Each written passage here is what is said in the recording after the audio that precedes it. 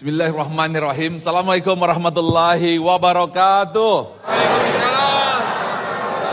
Alhamdulillahirabbil alamin wa bihi nasta'inu ala umrid dunya waddin wassalatu wassalamu ala Muhammadin wa ala alihi washabbihi ajmain amma ba'du. Alhamdulillah, saya percaya tidak ada satupun daun yang jatuh kebetulan, tidak ada satupun debu terbang kebetulan. Wa indahu mafatihul ghaib la ya'lamuha illa huwa. Semuanya tertulis di Lauh Mahfuz. Hari ini reuni 3A. Kalau Agim bilang 3E, bahasa Inggris. Yaitu Agim, Argi Nanjar, dan Ustadz Arifin Ilham. Dan ini tiga-tiganya adalah pertemuan 16 tahun yang lalu. Subhanallah. Jadi ini pertemuan yang luar biasa.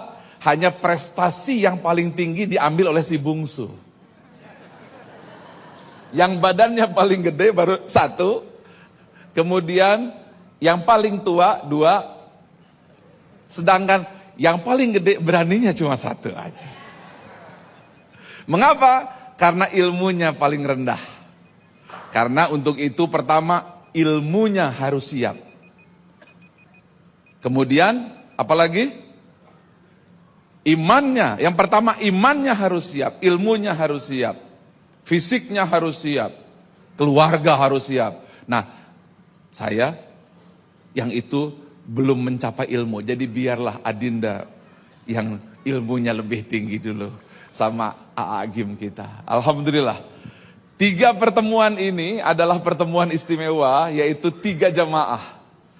Jamaahnya Agim suka nyanyi. Nyanyi apa? Jagalah hati, jangan kau kotori. Jagalah hati, cahaya hidup ini. Jagalah hati, jangan kau nodai. Jagalah hati, lentera hidup ini. Yang kedua adalah suaranya Ustadz Arifin Ilham. Nah ini suara gak bisa ditiru. Serak-serak basahnya mengalahkan penyanyi jazz dunia. Ketika beliau berzikir, Masya Allah, itulah zikir yang paling saya suka, yang selalu saya praktekkan bersama alumni ESQ. Subhanallah, walhamdulillah, wala ilaha illallah, wallahu akbar. Yang keras jamaahnya. Maha suci Engkau Allah, segala puji hanya bagimu. Ilaha illallah, wallahu akbar. Sepenuh hati.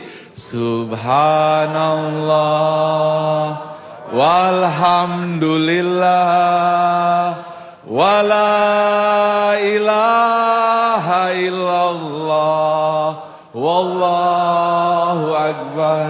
Sekarang alumni ESQ. Ya Allah, ya Rahman, ya Rahim, ya Malik, ya Quddus, ya Salam, ya Mu'min, ya Muhaimin, ya Aziz, ya Jabbar, ya Mutakabbir, ya Khalik. Subhanallah. Dan itu ada polisi yang ketika 212 zikir Asmaul Husna ini di 411 dilantunkan, menyatukan hati 7 juta umat Islam di Monas saat itu. Subhanallah. Inilah zikir Asmaul Husna, zikirnya alumni ESQ. Alhamdulillah. Dan muazzinnya juga adalah dari Az-Zikra. Masya Allah, hari ini ketemu. Sekarang Kapolres Jakarta Selatan. Barakallah. Coba lihat, kalau ngelihat polisi pakai sorban seperti ini, adem Indonesia ini. Alhamdulillah. Jadi pertemuan 3A ini bukan kebetulan. Allah bicara kepada kita pertama melalui ayat-ayat Al-Qur'annya. 2 melalui Nabi dan Rasulnya. 3 melalui alam semesta ciptaannya. 4 melalui kejadian-kejadian yang ada di hadapan kita. ESQ mengajarkan adalah keyakinan, ma'rifatullah. Karena itu yang diajarkan Asmaul Husna. Namun itu tidak cukup. Karena pembentuk karakter manusia yang pertama adalah keyakinan yang disebut dengan belief system.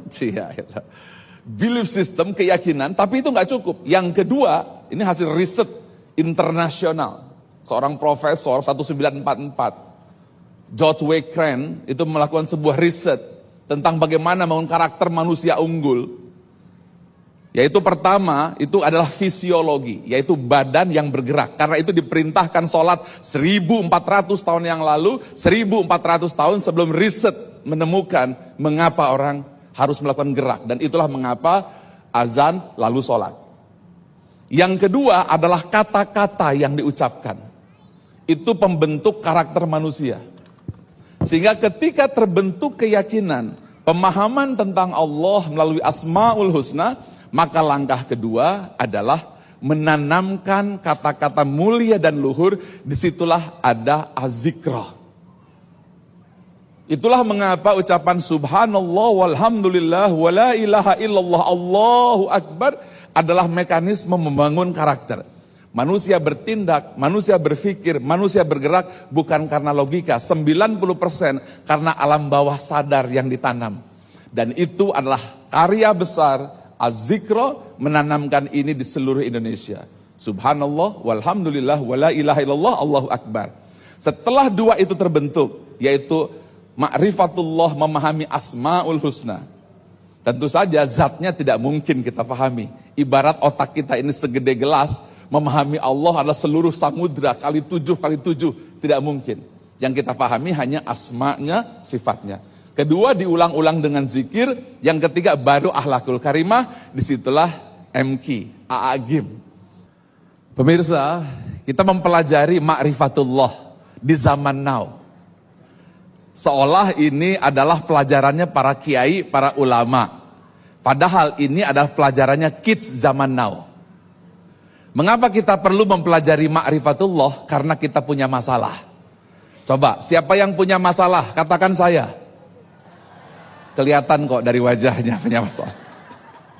Masalah apa? Masalah keluarga, masalah kesehatan, masalah ekonomi, tagihan yang belum dibayar, macam-macam. Karena itu jawabannya adalah ma'rifatullah. Mengapa? Karena yang membuat hati itu tentram, hati itu bahagia karena kita berpegang kepada sesuatu yang abadi, yang tak pernah goyah. Dan kita akan merasa resah, merasa sedih, merasa kecewa kalau kita berpegang selain dari Allah, yaitu manusia. Pernahkah Bapak Ibu berbuat baik, sudah memberikan segalanya, tapi dibalas dengan malah fitnah? Ada yang pernah merasakan? Katakan pernah? Pernah. Berarti kalau kita hanya berpegang selain Allah, maka hasilnya kita tidak akan pernah merasa damai, bahagia, dan seterusnya. Karena itu dikatakan bahwa orang yang beriman itu menakjubkan. Kalau dia dalam musibah, ia sabar. Dan kalau diberi rezeki, ia syukur. Hanya pertanyaannya bagaimana ma'rifatullah itu bukan di kepala, tapi menghujam dalam hati. Itulah mengapa surat pertama yang diturunkan adalah Iqra bismi rabbika. Iqra senantiasa berpikir bagaimana alam semesta diciptakan, bagaimana manusia dilahirkan, bagaimana seluruh jagat raya ini dibuat dengan sempurna. Bismi rabbika adalah sadar itu semua dari Allah Azza wa Jalla. Tapi kebanyakan adalah orang hanya Iqra, lupa bismi rabbika. Yaitu sains, belajar, tapi tidak dihubungkan kepada Allah, tidak kenal pencipta jagat raya. Ada lagi juga hanya bismi rabbika, tapi melupakan sains. Akhirnya tidak mampu memahami fenomena kebenaran yang Allah turunkan. Jadi Iqra bismi rabbika adalah penyatuan antara akal dan zikrullah. Jadi kombinasi antara ESQ dengan az-zikr adalah kombinasi Iqra bismi rabbika. Yaitu logika yang senantiasa mencari tapi berakhir dengan bismi rabbika. Pernah suatu saat Nabi Muhammad SAW menangis. Ketika ditanya, mengapa engkau menangis ya Rasulullah? Beliau mengatakan, telah turun sebuah ayat, namun kelak umatku tidak mengerti ayat ini. Apakah itu ya Rasulullah? Bilal bertanya. Lalu dibaca oleh baginda Muhammad sallallahu alaihi wasallam. Bismillahirrahmanirrahim. Inna fi khalqis samawati wal ardi wa ikhtilafil laili wan nahari laayatil liulil albab allazina yazkurunallaha qiyaman wa qu'udan wa ala junubihim wa yatafakkaruna fi khalqis samawati wal ard. Saya stop sampai di situ. Sesungguhnya dalam penciptaan langit dan bumi dan silih bergantinya malam dan siang terdapat tanda-tanda bagi kaum yang berfikir. Yaitu kaum yang mengingat Allah ketika ia berdiri, duduk berbaring, memikirkan penciptaan langit dan bumi. Kebanyakan orang berhenti sampai di situ, jadi profesor, jadi doktor, tapi tidak nyambung ayat berikutnya. Apa ayat berikutnya? Rabbana ma khalaqta hadza batila subhanaka faqina azabannar. Rabbana innaka man tudkhilin nara faqad ahzaita wa maliz zalimin min ansor. Rabbana innana sami'na munadiyan yunadi lil imani an aminu bi rabbikum fa amanna. Air mata bercucuran. Rabbana faghfir lana dzunubana wa kafir anna sayyi'atina wa tawaffana mal abrar. Ali Imran yang awal itu adalah pencarian manusia. Karena itu Albert Einstein mengatakan belief start when the reason end. Keimanan itu akan bermula ketika logika sudah berhenti. Rabbana ma khalaqta hadza batila itu terjadi ketika kita memikirkan penciptaan langit dan bumi. Setelah kita menemukan jawaban, Iqra, jawabannya Rabbika, barulah zikrullah terjadi. Disitulah jamaah-jamaah az-zikr berzikir. Subhanallah walhamdulillah wala ilaha illallah wallahu akbar. Semuanya ucapkan. Maha suci Engkau Allah, segala puji hanya bagimu, tidak ada Tuhan selain Engkau. Wallahu akbar. Masya Allah, zikir ini tidak main-main. Zikir yang diucapkan ini, itu adalah sebelum alam semesta tercipta. 25 miliar tahun yang lalu. Sebelum manusia tercipta, ketika malaikat mengucapkan itu. Ternyata urutan zikir itu adalah urutan yang secara saintifik bisa dibuktikan. Ucapan subhanallah walhamdulillah adalah ucapan ketika menemukan kebenaran. Ketika kita menemukan kebenaran, melihat air yang jernih, ucapannya apa? Gunung yang tinggi, ucapannya subhanallah walhamdulillah. Nah, disitulah ucapan ketika orang mampu menemukan arti kehidupan. Lalu bersyukur mengucapkan alhamdulillah.